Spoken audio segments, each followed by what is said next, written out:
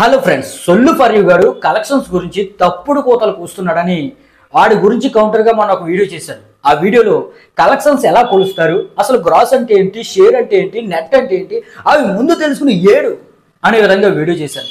దాంట్లో మన ఫ్రెండ్స్ చాలామంది అన్న మాకు కూడా గ్రాసు షేరు నెట్ అనేవి తెలియదన్నా, మనం కలెక్షన్స్ గురించి ప్రతిసారి వింటూ ఉంటాం కాబట్టి ఆ మాటలు వాటి గురించి వివరంగా చెప్పన్నా అని చెప్పారు. మరి క్లియర్గా ఒక గంట సేపు కూర్చొని క్యాలిక్యులేషన్ చేసి రాసుకుని వచ్చాను. మీకు ముందు థియరీ ప్రకారం చెప్తాను, ఆ తర్వాత ప్రాక్టికల్గా కూడా వివరిస్తాను. మరి దయచేసి ఆఖరి వరకు చూస్తే క్లియర్గా అర్థమవుతుంది. అలాగే మన వీడియో కూడా బూస్టప్ వస్తుంది. అరే సొల్లు ఫర్ యూ, నువ్వు కూడా వినరా, అదనమాట మ్యాటర్. ముందు ఈ గ్రాస్ నెట్ షేర్ అంటే ఏంటో థియరీలో తెలుసుకుందాం. ముఖ్యంగా మన ప్రొడ్యూసర్స్ ఫస్ట్ డే కలెక్షన్స్ కావచ్చు, 1 వీక్ కలెక్షన్స్ కావచ్చు, గ్రాసుల్లో విడుదల చేస్తూ ఉంటారు. మరి గ్రాస్ అంటే ఏంటంటే మనం థియేటర్ దగ్గర కొన్న టికెట్స్ ద్వారా వచ్చిన డబ్బు అనమాట. అలాగే బుక్ మై షో ద్వారా బుక్ చేసుకున్నా సరే ఈ గ్రాస్ లెక్కలోకి వస్తుంది. అదనమాట మ్యాటర్. మరి ఈ గ్రాస్ నుండి గవర్నమెంట్కి ట్యాక్స్ అనేది కట్టాలి. మరి గవర్నమెంట్కి ఎంటర్టైన్మెంట్ ట్యాక్స్ కట్టాలి. మరి ఫ్రీగా అన్నీ ఉండవు.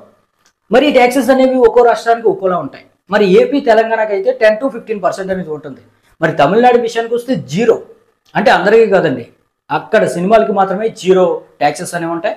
మరి మనలాంటి సినిమాలు డబ్బింగ్ సినిమాలకి అయితే మాత్రం 50 నుంచి 70% ట్యాక్స్ అనేది ఉంటుంది. అంటే ₹1,00,000 వస్తే 70,000 లేదంటే 50,000 వాళ్ళకి ట్యాక్సే కట్టేయాలి.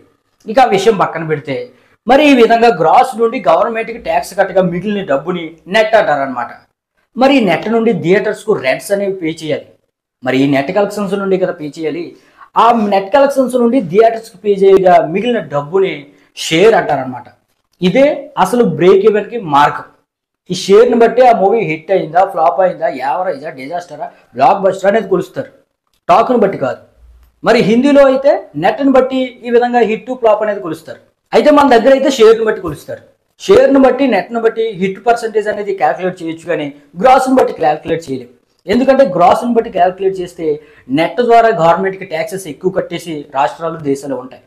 ఎందుకంటే ఓవర్సీస్ కలెక్షన్స్ వచ్చాయనుకోండి, దాని నుండి గవర్నమెంట్ ట్యాక్స్ ఎక్కువ చేస్తే నెట్ కలెక్షన్స్ చాలా తక్కువ ఉంటాయి. అందుకనే దంగల్ చైనాలో 1,300 కోట్లు కలెక్ట్ చేసినప్పటికీ ఇండియన్ ఇండస్ట్రీ హిట్గా అవ్వలేదు. ఎందుకంటే అక్కడ గ్రాస్కి గవర్నమెంట్ ట్యాక్సెస్ ఎక్కువ కట్టేస్తే నెట్ వచ్చేది మనకి 1,300 కోట్లకి 100 కోట్లు 200 కోట్లు వస్తుంది అంతే. అదనమాట మ్యాటర్. మరి బాహుబలి విషయానికి వస్తే ఇండియన్ బిగ్గెస్ట్ హిట్గా ఉంది. ఎందుకంటే ఇండియాలోనే 1,400 కోట్ల వరకు గ్రాస్ రాబట్టింది. మరి మన గవర్నమెంట్ ట్యాక్స్ తక్కువ ఉంటుంది కాబట్టి 800 కోట్ల నెట్ అనేది వచ్చింది. ఈ విధంగా ఇండియాలో బిగ్గెస్ట్ హిట్గా ఇప్పుడు బాహుబలి 2 2015 నుంచి కూడా 7 సంవత్సరాల నుండి గద్దెపైన ఉంది. ఇక ఆ విషయం పక్కన పెడితే ప్రాక్టికల్గా ఒకసారి చూద్దాం భయ్య. ఇప్పుడు ఒక థియేటర్ ఉందనుకుందాం. ఆ థియేటర్లో 500 సీట్లు ఉన్నాయనుకుంటే, అంటే 500 టికెట్లు ఉన్నాయనుకుంటే, ఒక్కొక్క టికెట్ 200 అనుకుంటే 500 × 200 ₹1,00,000 అవుతుంది. మరి ₹1,00,000 నుండి గవర్నమెంట్ ట్యాక్స్ కట్టేస్తే ఒక 10% అనుకుంటే 90,000 మిగులుతుంది. ఇది నెట్ కలెక్షన్స్ అనమాట. మరి ఈ నెట్ కలెక్షన్స్ నుండి థియేటర్కు రెంట్స్ అనేవి పే చేయాలి. అది ఒక 20 to 25% అనుకుందాం. అంటే ఈ 90,000 నుంచి ఒక 25,000 థియేటర్స్ రెంట్స్ పే చేస్తే ఇంకా మిగిలేది 65,000. ఈ 65,000 మనకు మిగిలిన షేర్ అనమాట. ఈ షేర్ని బట్టి ఎంతవరకు బడ్జెట్ పెట్టారు, ఎంతవరకు బిజినెస్ జరిగింది, ఎంతవరకు బ్రేక్ ఈవెన్ అయింది అనేది లెక్క కడతారనమాట. ఇప్పుడు బ్రేక్ ఈవెన్ అనేది ఎలా క్యాల్కులేట్ చేస్తారో చూద్దాం. ఫర్ సపోజ్ RRR మూవీకి 600 కోట్ల వరకు బడ్జెట్ అనేది అయింది. మరి ప్రీ రిలీజ్ బిజినెస్ అనేది 450 కోట్లు అయింది. అయితే ఇక్కడ కొంతమంది అనుకుంటారు 600 కోట్ల బడ్జెట్ అయితే బిజినెస్ ఈ విధంగా 450 కోట్లు అయితే 150 కోట్లు వాళ్ళకి లాస్ కదా అని కొంతమంది అనుకుంటారు. అయితే థియేట్రికల్ బిజినెస్తో పాటు నాన్ థియేట్రికల్ బిజినెస్ కూడా ఉంటుంది. అక్కడ వీళ్ళకి లాభం అనేది వస్తుందన్నమాట. ఎందుకంటే మీరు సినిమాకి 500 కోట్లు ఎట్టినా 1000 కోట్లు ఎట్టినా బిజినెస్ అంతా జరగదు. అందులో ఉన్న స్టార్ హీరోని బట్టి, డైరెక్టర్ని బట్టి, కాస్ట్ని బట్టి, ఆ సినిమాకు ఉన్న బజ్ని బట్టి బిజినెస్ అనేది జరుగుతుంది అనమాట. మీకు ఇంకా క్లియర్గా అర్థం అవ్వాలంటే సలార్ మూవీకి 400 కోట్ల వరకు బడ్జెట్ అనేది పెట్టారు భయ్య. మరి బిజినెస్ 350 కోట్ల వరకు జరిగింది. ఇది థియేట్రికల్ బిజినెస్. మరి నాన్ థియేట్రికల్ బిజినెస్ నెట్ఫ్లిక్స్ వారికి ఓటీటీకి 150 కోట్లకి అమ్మారు. అంటే థియేట్రికల్ బిజినెస్ 350 కోట్లు, నాన్ థియేట్రికల్ బిజినెస్ 150 కోట్లు, 500 కోట్లు అయింది ఈ రెండు కలిపితే. మరి 500 కోట్లలోంచి వాళ్ళు పెట్టిన 400 కోట్ల బడ్జెట్ తీసేస్తే 100 కోట్లు ప్రాఫిట్. రిలీజ్కి ముందే సలార్కి 100 కోట్ల ప్రాఫిట్ అనేది వచ్చేసింది. ఇంకా శాటిలైట్ రైట్స్ అనేవి ఉంటాయి, అంటే టీవీకి వగేరా అమ్మేవి. ఇక ఆడియో రైట్స్ ఉంటాయి, అంటే ఆదిత్య మ్యూజిక్కి, సోనీకి అటువంటి వాటికి అమ్మేవి. ఈ విధంగా ఒక 20-30 కోట్లు కూడా వస్తూ ఉంటుంది. అయితే మీరు ఇంకో మాట కూడా విని ఉంటారు, ప్రొడ్యూసర్, డిస్ట్రిబ్యూటర్, ఎగ్జిబిటర్ అని. మరి ప్రొడ్యూసర్ ఎవరంటే ఎవరైతే సినిమా తీస్తారో బడ్జెట్ పెట్టి అతను ప్రొడ్యూసర్. డిస్ట్రిబ్యూటర్ ఎవరంటే అతని పరిధిలో కొన్ని థియేటర్లు అనేవి ఉంటాయి, మన దిల్ రాజు లాగా. ఆ డిస్ట్రిబ్యూటర్ ఈ ప్రొడ్యూసర్ దగ్గర నుండి కొన్ని అగ్రిమెంట్ల ద్వారా సినిమాను కొనుక్కుంటాడు ఏరియా వైజ్గా. ఆ సినిమాని ఎగ్జిబిటర్లకు ఇచ్చి ఆడించుకుంటారు అనమాట. ఎగ్జిబిటర్స్ అంటే థియేటర్ ఓనర్స్ అనమాట.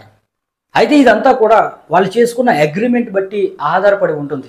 ఇప్పుడు ప్రొడ్యూసర్ సపోజ్ 10 కోట్లకి డిస్ట్రిబ్యూటర్కి ఈ సలార్ సినిమాని ఒక ఏరియా అమ్మేసాడు అనుకుందాం. అంటే 10 కోట్ల కంటే ఎక్కువ షేర్ అనేది వచ్చేస్తే లాభం అనేది ఎక్కువైపోతూ ఉంటే ఆ లాభంలోంచి ప్రొడ్యూసర్కి కొంత కమిషన్ అనేది వెళ్తుంది.